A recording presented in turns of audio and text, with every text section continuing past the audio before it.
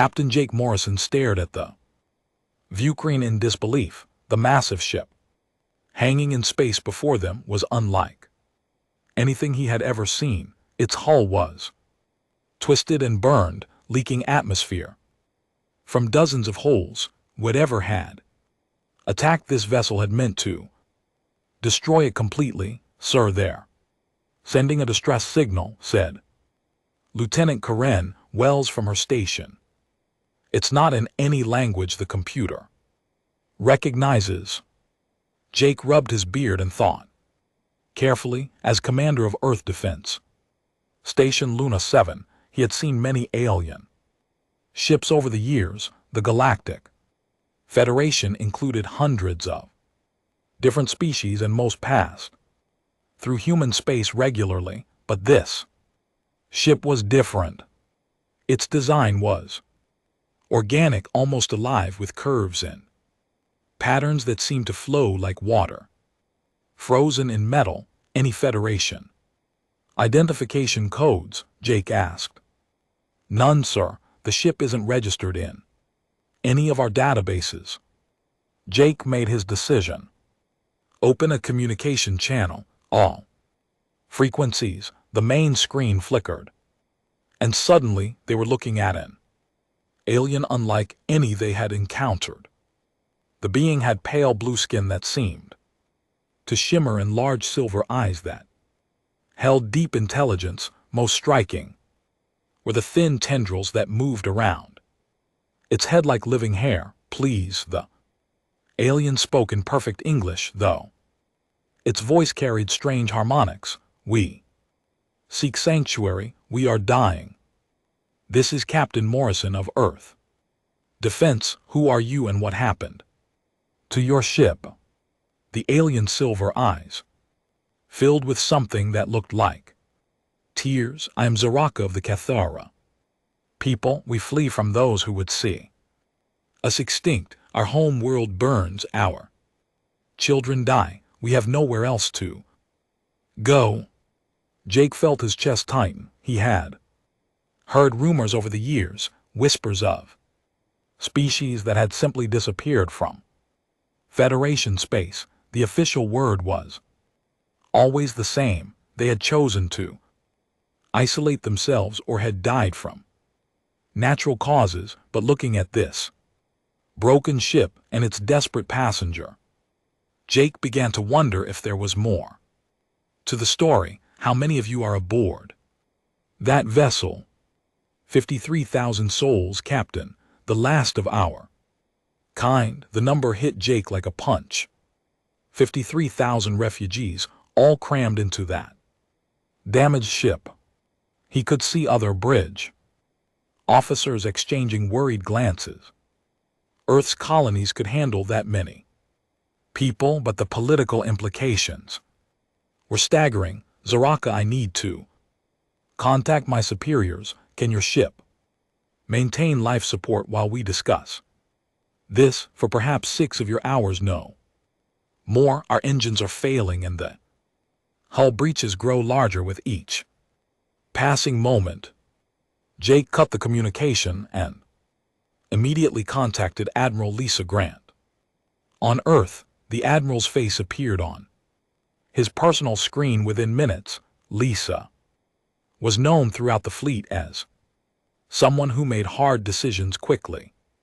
But even she looked troubled when Jake explained the situation. "Captain, the Federation Council issued clear orders 3 months ago," Lisa said, her voice tight with tension. "Any Cathara vessels are to be turned away immediately. No contact, no assistance, no exceptions." "Admiral, they're dying. 53,000 people will die if we don't help them, and Earth could face severe sanctions if we disobey Federation orders. The Cathar have been classified as a security threat." Jake had worked with Lisa for over 10 years. He could see the conflict in her eyes. She was a good person trapped in an impossible situation. "What kind of security threat, ma'am?" Lisa was quiet for a long moment. Finally, she spoke in a whisper. "I'll send you the classified files, but Jake, what you're about to read cannot leave your ship. The Federation has eyes and ears everywhere." The files that arrived on Jake's personal terminal made his blood run cold. The Kithra possessed a unique ability. They could interface directly with quantum computer systems. Through touch, this made them incredibly valuable for advanced technology research, but it also made them dangerous to those who wanted to control such technology. According to the files, the Cathar had refused to share their quantum interfacing abilities with the Federation Council. They had wanted to keep their gifts for their own people, using them to build better homes and heal their sick. The Federation had declared this selfish and dangerous. If other species learned of Cathara abilities, they might demand similar independence. The files revealed something even worse. A Federation research team had visited the Cathara home world 5 years ago, supposedly to study their culture, but they had left behind a genetic plague carefully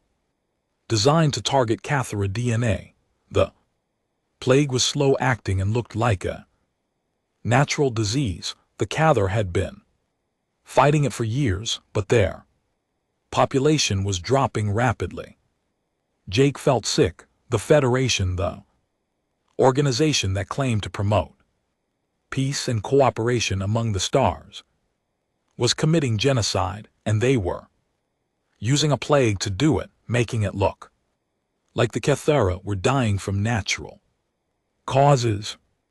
Dr. Alex Chen arrived on the station 3 hours later, bringing with him a team of xenobiologists and medical specialists.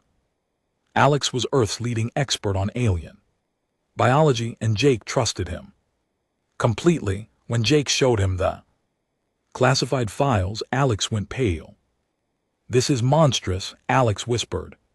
"If these files are accurate, the Federation has created a weapon that specifically targets Cathar genetic markers. It's biological warfare at its most evil. Can you help them?" "I don't know. I'll need to examine some of their people first." "But Jake, if we help the Cathar, we're not just disobeying Federation orders. We're declaring that we won't be part of genocide." That evening, Jake found himself alone in his quarters, staring out at the stars. The Cathara ship hung there in the darkness, its lights growing dimmer as its power systems failed. Inside were 53,000 people whose only crime was being different. His communication system chimed. Admiral Gran appeared on the screen, but this time she was not in her uniform. She was in her personal quarters, and she looked exhausted. "Jake, I've been reading more classified files. The Cathar on the first. Over the past century, at least 4 other species have been quietly eliminated. The Federation calls it genetic security maintenance. They're creating a galaxy where only certain types of life are allowed to exist." Jake felt a chill run down his spine. "What do we do, Lisa?" "Officially, I have to order you to turn them away. Earth cannot openly defy the Federation." "But Jake, there's an old mining station in the Kuiper Belt. It's been abandoned for 20 years, but the basic life support systems still work." Jake understood immediately. "An unofficial rescue mission?" "I never said that, Captain. But if a group of Earth citizens decided to help some refugees on their own time, using their own resources, well, that would be very hard for me to stop." 2 hours later, Jake stood in the docking bay as the first shuttle from the Cathar ship arrived. The refugees who stumbled out were clearly sick. Their Blue skin had turned gray, and many could barely walk, but their silver eyes still held hope. Zaraka was among the first to emerge. She looked at Jake with gratitude that needed no words, but when she spoke, her words surprised him. "Captain Morrison, we know what you risk. By helping us, we will not forget this kindness, and perhaps if we survive, we can help you in return. The galaxy is not as peaceful as it appears, and humanity may need allies in the dark times coming." As Jake watched the Cathar refugees board the transport ships that would take them to the hidden station, he realized that everything was about to change. Earth had just chosen to stand against genocide, even if it meant standing alone. The galaxy had rejected the Cathara, but humans had offered shelter, and that choice would reshape the fate of every living being among the stars. 6 months had passed since the Cathar arrived at the hidden mining station. Commander Nena Rodriguez stood in the observation deck of Outpost Haven, watching Cathara children play in the low-gravity chambers. The sight still amazed her. When the refugees first arrived, many had been too sick to even stand. Now, thanks to Dr. Alex Chen's medical work, they were beginning to recover. The old mining station had been transformed into something resembling a small city. The Cathara were skilled builders, and their quantum abilities allowed them to reshape metal and crystal in ways that seemed impossible. What had once been empty corridors were now gardens filled with plants from their home world. The air itself felt different, cleaner, and somehow more alive. "Commander Rodriguez, we have an incoming transmission," announced Sergeant Tony Blake from the communications center. "It's Captain Parker." Nah hurried to the main control room. Captain Ben Parker's face appeared on the screen, but he looked worried. His ship, the Defiant Star, was currently somewhere near the Vega system, following rumors of more Cathar survivors. "Nina, we've got a problem," Ben said without greeting. "I found them, 17 ships full of Cathra refugees hiding in an asteroid field, but they're not alone. Federation patrol ships are hunting them." Na felt her heart sink. Over the past 6 months, she had coordinated rescue missions across the galaxy. Ben Parker had become their best pilot, using his modified freighter to reach places the Federation couldn't track. But each mission was getting more dangerous. How many refugees, Ben? Maybe 8,000, families mostly with some of their scientists and engineers. But Nina, there's something else. One of the Cathara told me about other species, survivors who are still hiding out. There are other species, the Helix. Remember them? The Federation said they died out 30 years ago from some kind of genetic disease. But according to the Cathara, some Helix are still alive. They're hiding inside gas giant cores, using their gravity control abilities to stay hidden.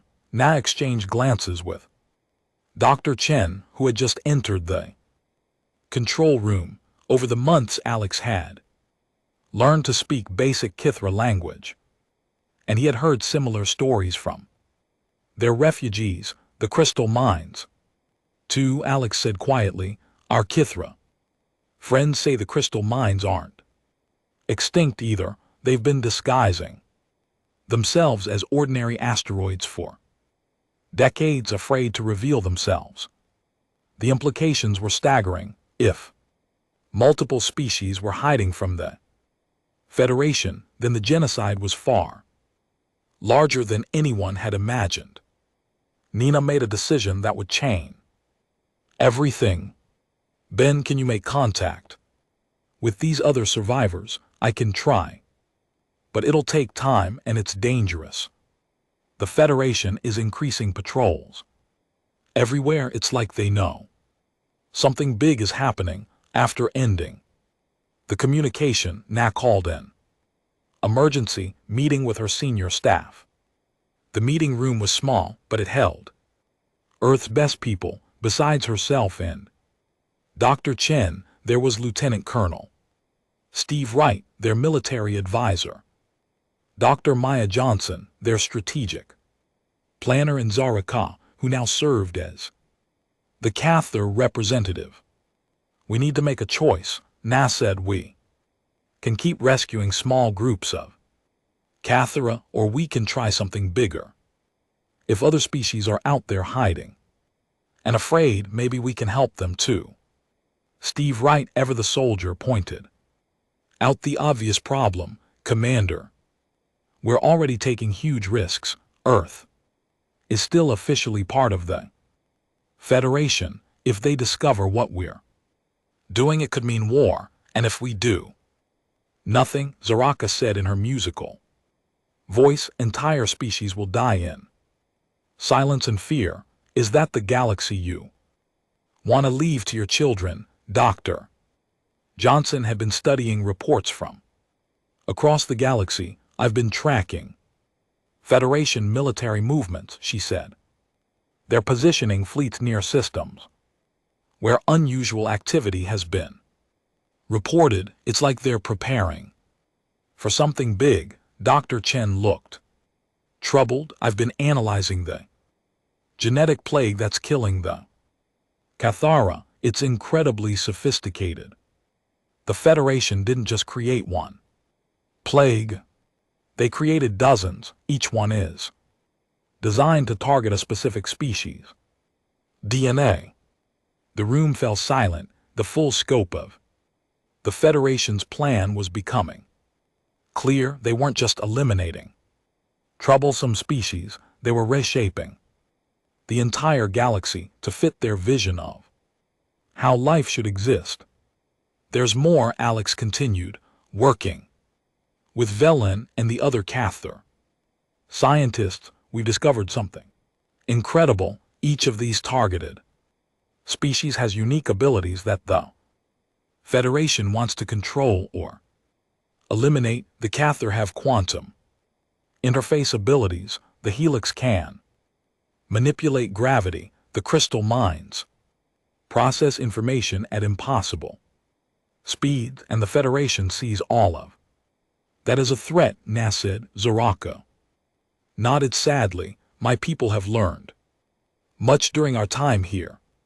The Federation's founding species, they call themselves the architects, shepherds, and dominion lords, believe that too.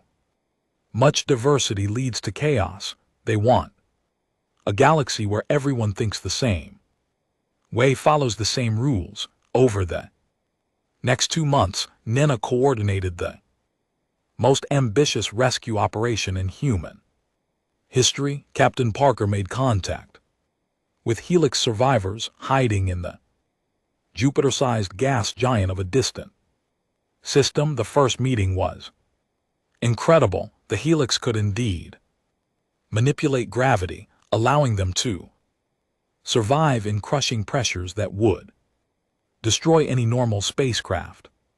Commander Kate Thompson led a mission to make contact with the crystal mines. Finding them was nearly impossible because they looked exactly like ordinary asteroids. But when contact was finally made, the results were amazing. The crystal mines could process information faster than any computer humanity had ever built.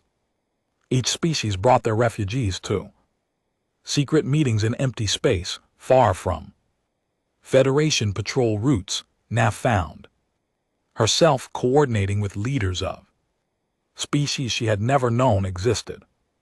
There was something incredible happening. A network of the rejected and the hunted was forming, but the Federation was watching too. Federation investigator Tara Stone arrived at Earth's capital city, New Geneva, claiming to conduct a routine inspection of human space activities. President Carl Martinez met with her personally. But Nena could tell from the reports that Stone suspected something. She's asking very specific questions about unusual shipping movements and energy signatures in the Kuiper Belt. Maya Johnson reported during one of their encrypted communications, "The president is handling it well, but we need to be more careful." The breakthrough came when Dr. Ray Foster, working with Cather scientist Vel Nan, developed new technologies that seemed impossible by combining human engineering with Cathara quantum abilities. They created ships that could phase between dimensions. The vessels could become invisible to normal sensors and travel through space in ways that defied Federation understanding. "This changes everything," Steve Wright said as he examined the first prototype. "With these ships, we're not just rescuing refugees anymore, we're building a fleet." But the Federation was building something too: intelligence.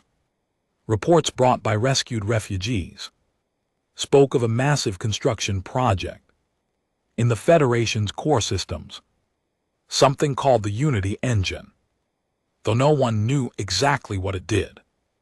The crisis came suddenly. Captain Parker was leading a rescue mission near the Century system when Federation patrol ships detected his vessel. The ensuing battle was brief but devastating.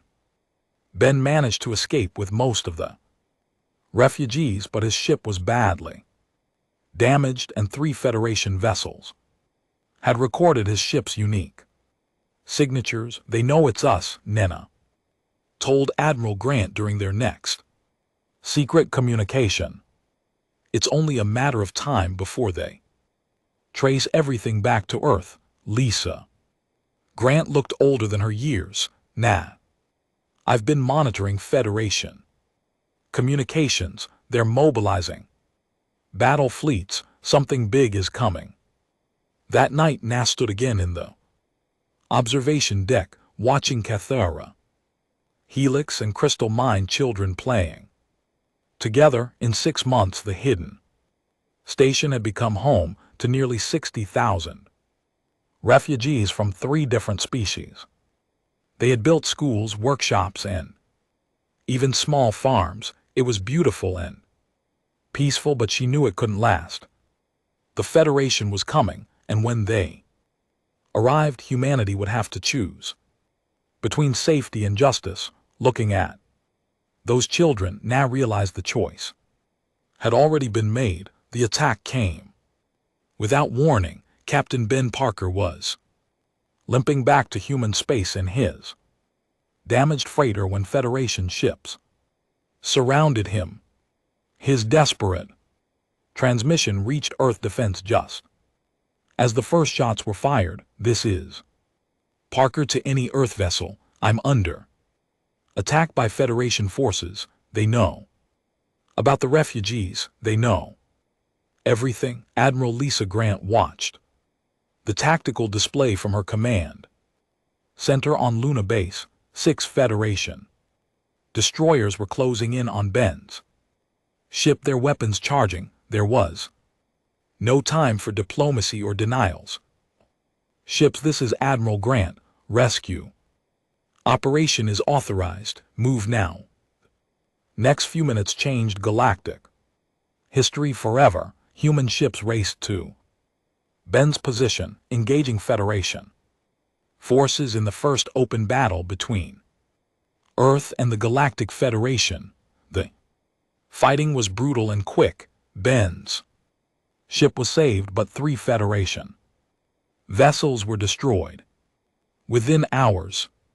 Federation Admiral Kane Sullivan's face appeared on communication screens across human space. His expression was cold with fury. "By order of the Galactic Federation, Council, Earth is commanded to surrender all illegal refugees immediately. You have violated the Genetic Security Act and attacked Federation vessels. This is your final warning. President Carl Martinez stood in the emergency session of Earth's Global Council. Representatives from every human colony were present, either in person or by hologram. The room was filled with tension as Carl prepared to speak words that would change humanity's place in the galaxy forever. Admiral Sullivan, Earth rejects your ultimatum. We have seen your classified files. We know about the genetic plagues, the systematic murder of entire species. Humanity will not be part of genocide. Then you have chosen war, Sullivan replied. The Federation fleet will arrive within 1 week. Surrender or face the consequences. After the transmission ended, Carl turned to address the Global Council. We are no longer members of the Galactic Federation. As of this moment, humanity stands alone among the stars. Colonel Steve Wright was already moving to prepare Earth's defenses. He knew they couldn't win a straight fight against the Federation's massive fleets, but they didn't have to fight alone. On Outpost Haven, Commander Nina Rodriguez called an emergency meeting of all refugee leaders. The main conference room was filled with beings from different worlds. Cathara with their shimmering blue skin helix who seemed to bend gravity around them, and crystal minds whose bodies looked like living gemstones. The Federation is coming for all of us, Nina said, but we're not the helpless refugees we were 6 months ago. We've learned from each other, we've built new technologies, and we're not alone. Zaraka spoke for the Kitha.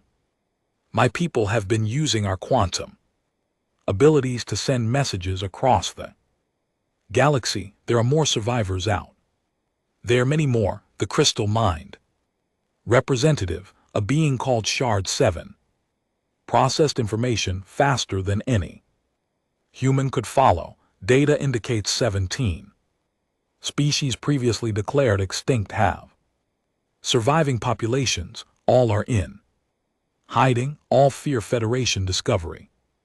The Void Dancers still exist, added Velen, a Helix leader whose words seemed to make the air itself tremble. They live between dimensions, watching the galaxy but afraid to reveal themselves. We have made contact.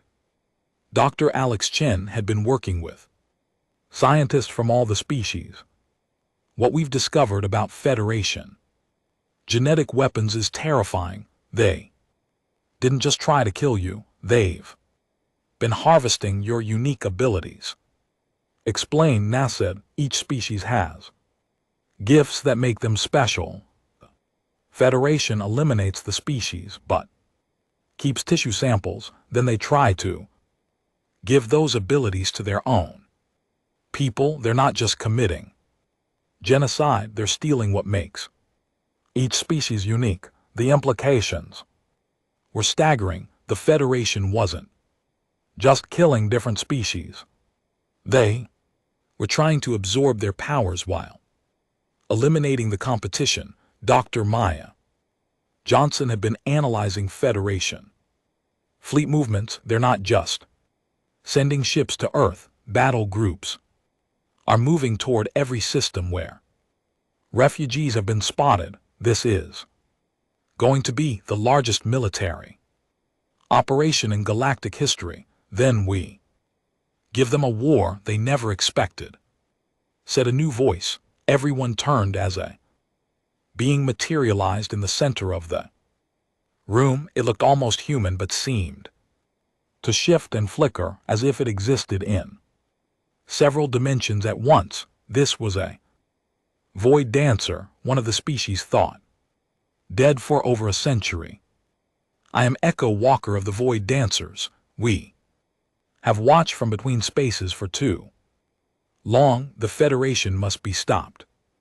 Over the following days, something incredible happened across the galaxy. Species that had been hiding for decades began to emerge, the Dreamweavers who could influence thoughts across vast distances made contact from their hiding places in nebula. The phase shifters who could walk through solid matter revealed themselves. On distant worlds, each species brought refugees to secret meeting points established by the growing alliance, but they also brought something more valuable: knowledge of Federation. Weaknesses: the Unity engine set an ancient Dreamweaver called Whisperong. The Federation's greatest secret, we have seen it in the minds of their leaders. Dr. Ray Foster, working with alien scientists, tried to understand what they were describing. It's some kind of consciousness manipulation device. They want to force every thinking being in the galaxy to share the same thoughts, the same goals. A hive mind, Maya Johnson said with horror. They're not just killing different species, they want to eliminate different thoughts entirely. The Refugee Alliance grew stronger each day. Human engineers worked with Keith, quantum specialists, to build better ships. Helix gravity manipulators helped construct space stations that could move and hide. Crystal minds processed battle plans faster than any computer, but the Federation was moving too. Supreme Chancellor Vex Koros, leader of the Dominion Lords, addressed the galaxy, a broadcast that reached every inhabited world. Citizens of the Federation, we face the greatest threat in our history. Dangerous species thought safely extinct have returned with human help. They seek to destroy the peace and order we have built. They will bring chaos and war to every world, but we will not allow this. Koros continued, his voice filled with artificial authority. The Unity engine nears completion. Soon, every being in the galaxy will share our vision of perfect order. There will be no more war, no more conflict, because there will be no more disagreement. Admiral Grant watched the broadcast from her command ship, the Liberty. Around her, officers from multiple species worked together to coordinate the growing rebel fleet. It was something the Federation had never seen before. True cooperation between different kinds of life. Admiral reported Commander Drew Mitchell. Federation advanced fleets are 3 days out. They outnumber us 10-1. Numbers don't tell the whole story, Lisa replied. They're fighting the old way, with standard tactics and expected technologies. We're fighting with abilities they think are extinct. Captain Jake Morrison, now commanding a joint Humana vessel, transmitted from the outer system. Admiral, the first wave is in position. Void dancers are ready to strike from dimensional space. Crystal minds have calculated optimal battle formations. On Earth, President Martinez made one final broadcast to the galaxy.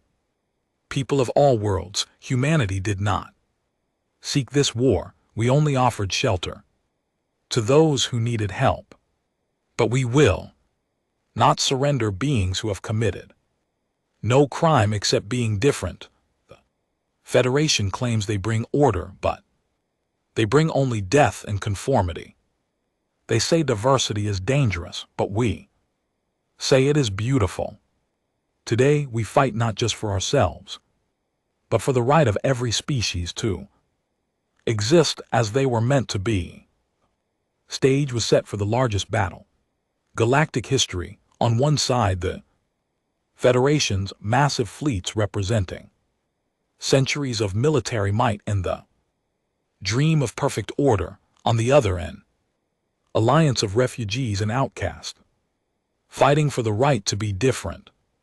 As the two forces moved toward their collision point, both sides knew that the outcome would determine the future of every living being in the galaxy.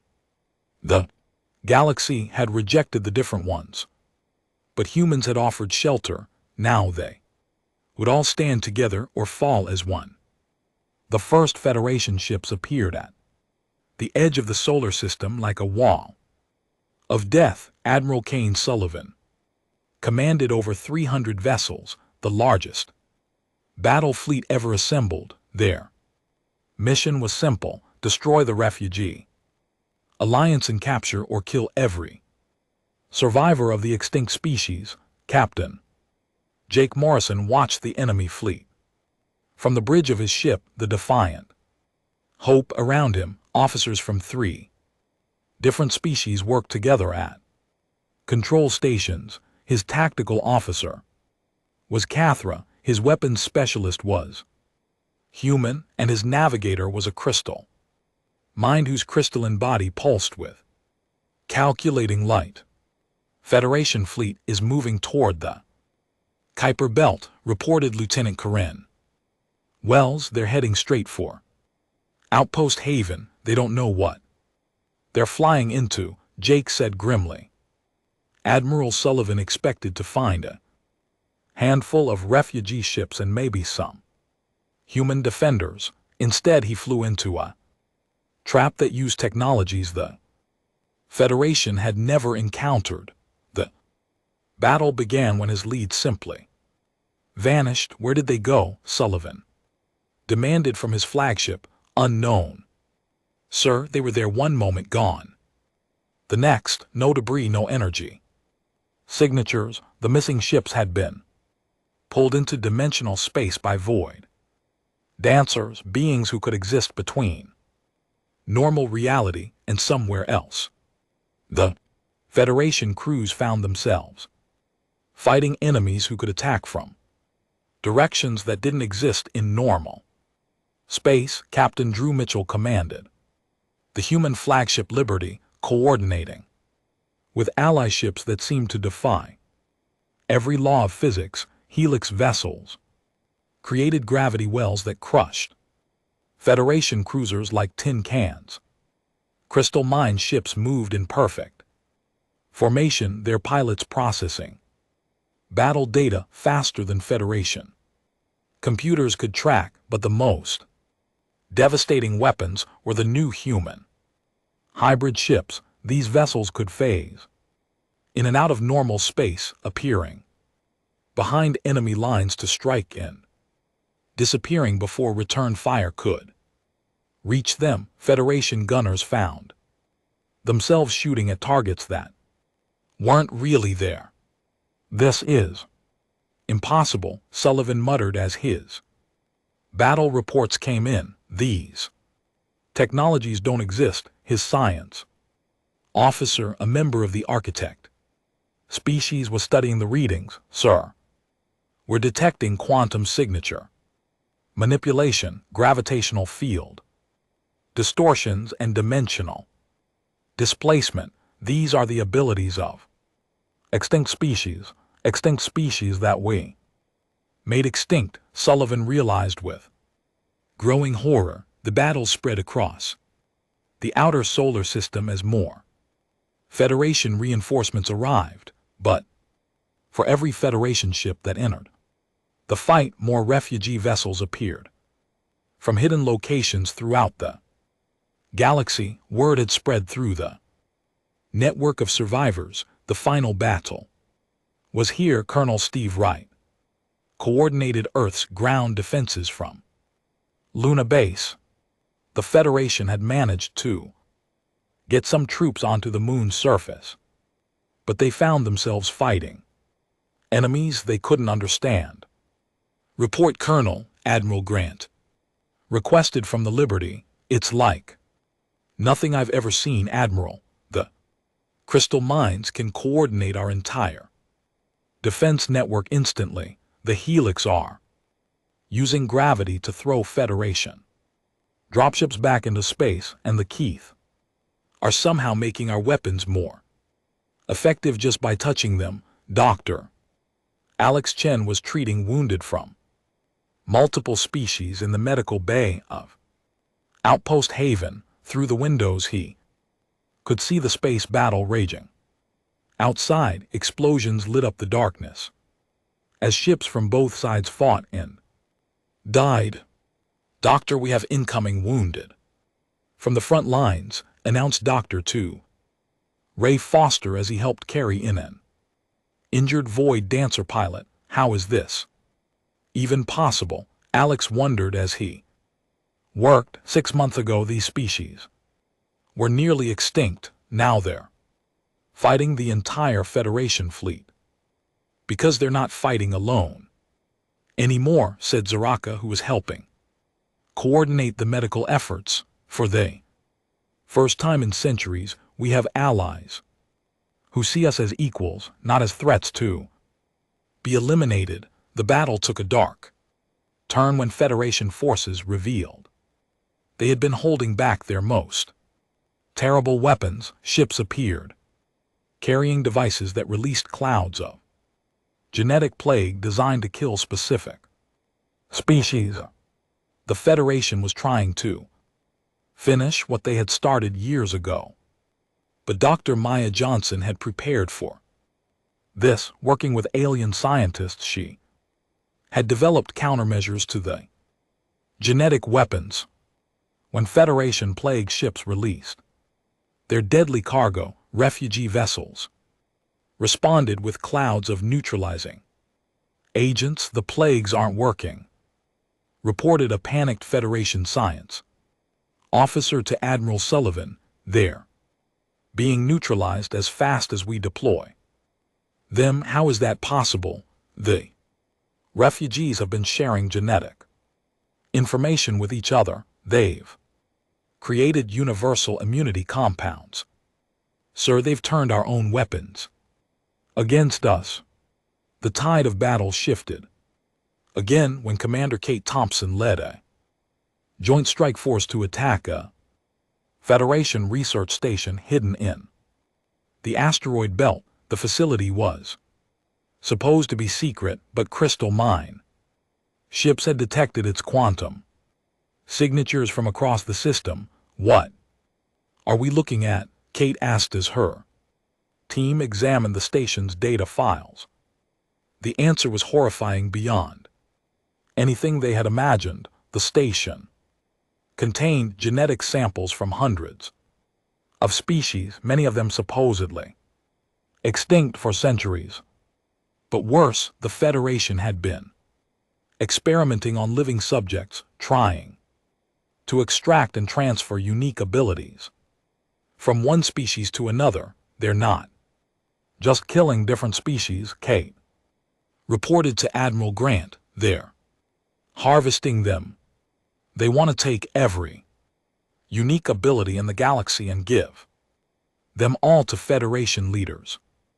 Broadcast this to every ship in the system," Grant ordered. "Let everyone see what the Federation really is." When the files were transmitted across the battlefield, the effect was immediate.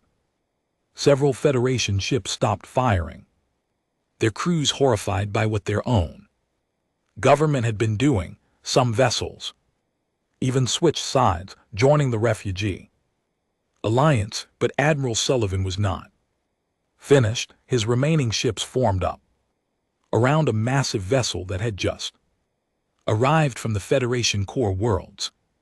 This ship was different from any other. It pulsed with strange energy and seemed to bend space around it. "Attention all rebel forces," Sullivan broadcast. "You are looking at the Unity engine prototype. We had hoped to complete the full device before using it, but you have forced our hand." Dr. Foster, monitoring the transmission from Outpost Haven, felt his blood run cold. "They brought part of the Unity engine here. They're going to test it on us."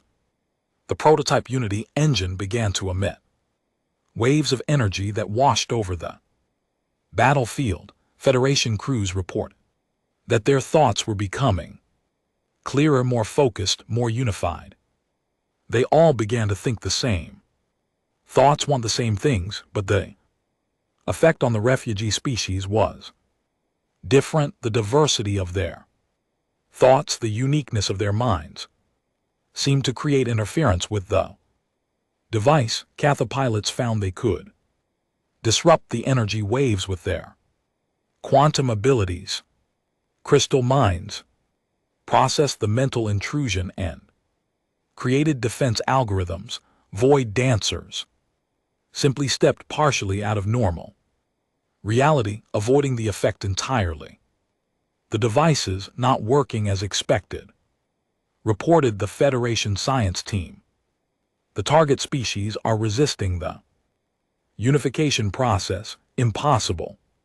Sullivan snarled, increase power, but increasing the power only made things worse for the Federation. The Unity engine's energy began affecting their own ships, forcing crews to think and act in perfect unity, which meant they couldn't adapt to the changing battle conditions. Jake Morrison realized what was happening. All ships pressed the attack. Now they can't improvise anymore. They can only follow their original battle plan. The Refugee Alliance struck with everything they had. Ships that could phase through dimensions, attacked from impossible angles. Gravity manipulators created spatial distortions that tore Federation vessels apart. Quantum specialists disrupted enemy weapon systems with a touch. Admiral Sullivan watched his fleet being systematically destroyed by enemies who fought with abilities he had tried to steal for himself. As explosions bloomed around his flagship, he realized the terrible irony in trying to eliminate diversity. The Federation had made itself weak against the very differences it feared. All Federation vessels withdraw. Immediately, Sullivan ordered as his ship's hull began to crack under the assault. This battle is lost, as Federation ships retreated in disorder. The Refugee Alliance had won their first major victory. But everyone knew this was only the beginning. The real Unity engine was still being built somewhere in Federation space, and next time the enemy would be prepared for their unique abilities. The massive Federation fleet hung in space around Centrax Prime like a steel wall protecting the galaxy's most important world. Supreme Chancellor Vex Kororo's watched from his palace as the final components of the Unity engine were installed in orbit above the planet. Soon, every thinking being in the galaxy would share his vision of perfect order. Admiral Lisa Grant stood on the bridge of the new Alliance flagship Sanctuary, studying the enemy defenses. The ship was a marvel of combined technologies, human engineering, enhanced by Katha quantum abilities, powered by Helix gravity manipulators, and guided by crystal mind navigation systems. Around her, the largest rebel fleet in galactic history prepared for the final battle. Admiral, we count over 800 Federation vessels, reported Commander Drew Mitchell. They're using the Unity engine as both a weapon and a shield. Any ship that gets too close will have its crew's minds taken over. Then we don't get close, Lisa replied. We go through them. Captain Jake Morrison prepared his strike team aboard the phase-capable ship Defiant Hope. His mission was the most dangerous of all: to reach the Unity engine and destroy it from the inside. With him were specialists from every allied species. Zaraka and her Cathera, quantum experts, Velthon representing the Helix gravity controllers, Shard 7 of the Crystal Mines, and Echo Walker of the Void Dancers. Remember, Jake told His team, the Unity engine, doesn't just control minds according to our intelligence. Chancellor Koros plans to absorb every consciousness in the galaxy into his own. If we fail, every unique thought in the universe dies with us. The battle began with something the Federation had never seen before. Void dancer ships simply appeared inside the enemy formation. Having traveled through dimensional space, they struck fast and hard, then vanished before return fire could reach them. The Federation crews panicked as enemies attacked from directions that shouldn't exist. Helix vessels used their gravity control to create massive space distortions. Entire Federation squadrons found themselves pulled into crushing gravity wells or flung away from the battle at impossible speeds. Their perfect formations broke apart as physics itself became their enemy. Crystal mine ships moved with mathematical precision, calculating the exact moment and angle for each attack. They seemed to know where Federation vessels would be before the Federation pilots knew it themselves. Their weapons fire never missed, never wasted shots. But the most devastating attacks came from the human Kitha hybrid vessels. These ships could phase in and out of normal space, appearing behind enemy lines to strike at command ships and supply vessels. Federation admirals found their fleets being torn apart by enemies they couldn't track or target. Activate the Unity engine at partial power, Chancellor Koros ordered as his defenses began to crumble. Convert whatever ships we can reach. The massive device began to pulse with strain. Energy. Federation crews near the weapon found their thoughts becoming unified, their individuality disappearing. They began to fight with perfect coordination, but also with complete predictability. Captain Jake Morrison guided his strike team through the chaos of battle using the ship's phase abilities to slip past enemy defenses. As they approached the Unity engine, the device's influence began to affect even his diverse crew. "I can feel it trying to get into my mind," reported Corinne Wells from the pilot's seat. Her voice sounded strained, different. "The K-Thura quantum fields are protecting us," Zaraka said, her tendrils glowing with effort.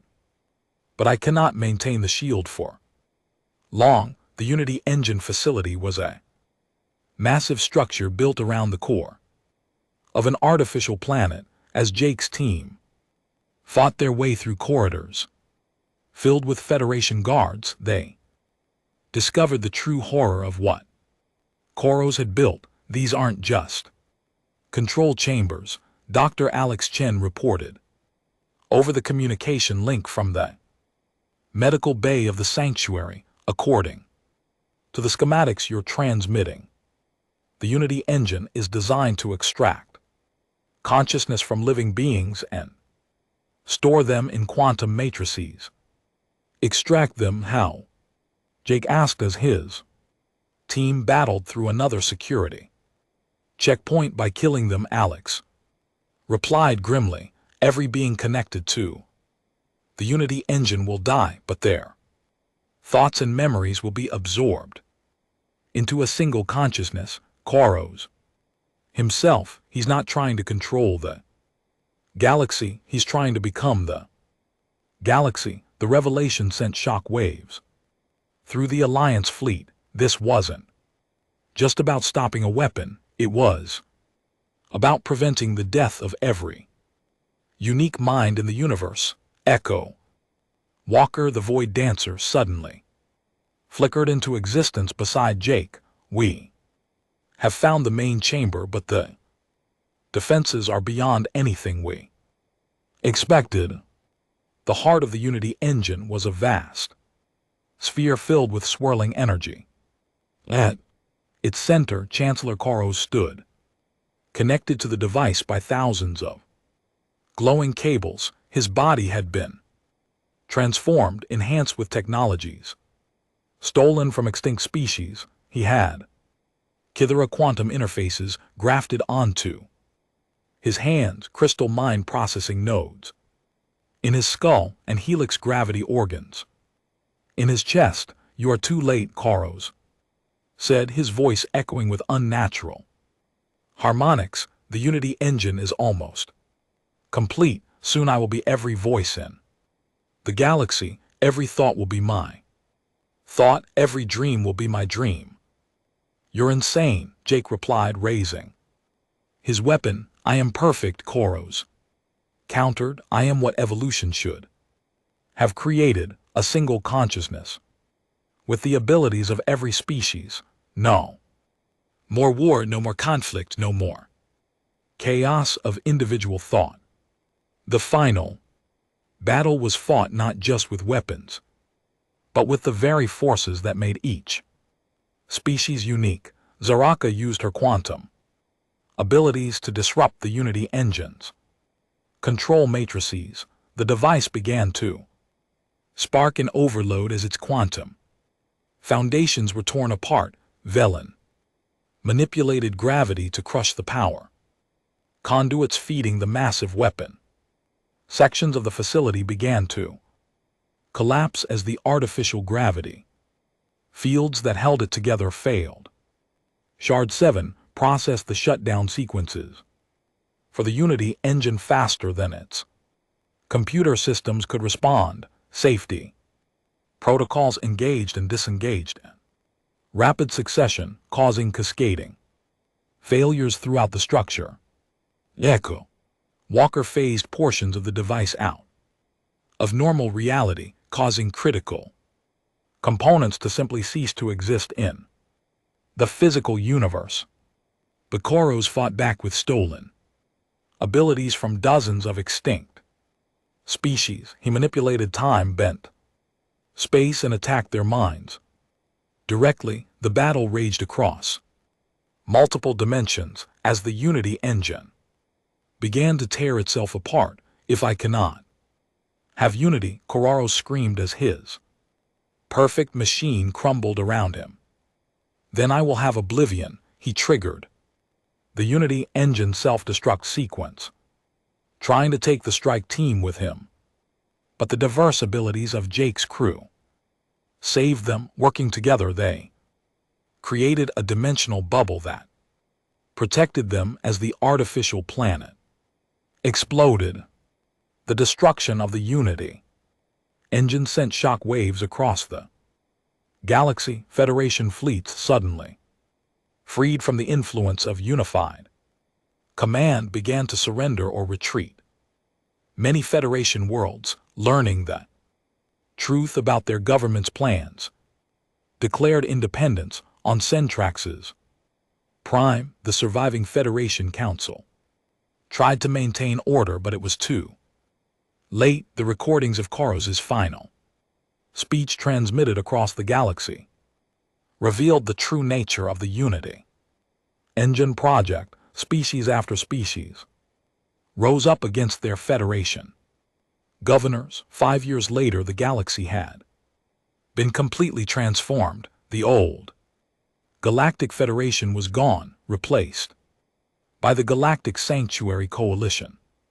President Carl Martinez, now serving as the coalition's first chancellor, stood before representatives of over 200 different species, more diversity than the galaxy had seen in centuries. "Today, we dedicate the memorial to the lost," Carl said, gesturing toward a beautiful crystal structure that contained the names of every being who had died in the Federation's genocide programs. "We remember not just those who were killed, but the unique gifts they brought to our universe."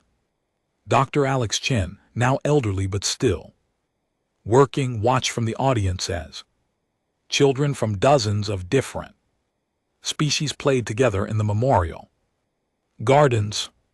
Cathara children with their shimmering Tendrils played alongside human children. With their curious minds. Crystal mind. Young ones that looked like living. Jewels chased Helix children who could run on walls by manipulating gravity. We saved them, Alex whispered to Jake. Morrison, who sat beside him, "No, Jake," replied, watching a human child help a young void dancer who had accidentally phased halfway into the ground. They saved us, we offered shelter, but they taught us what it means to be truly alive above them, in the space around. The Coalition's new capital world, ships from hundreds of species traveled together in peaceful harmony. The galaxy had rejected the different ones, but humans had offered shelter, and in return the universe had been reborn into something more beautiful than anyone had ever imagined possible.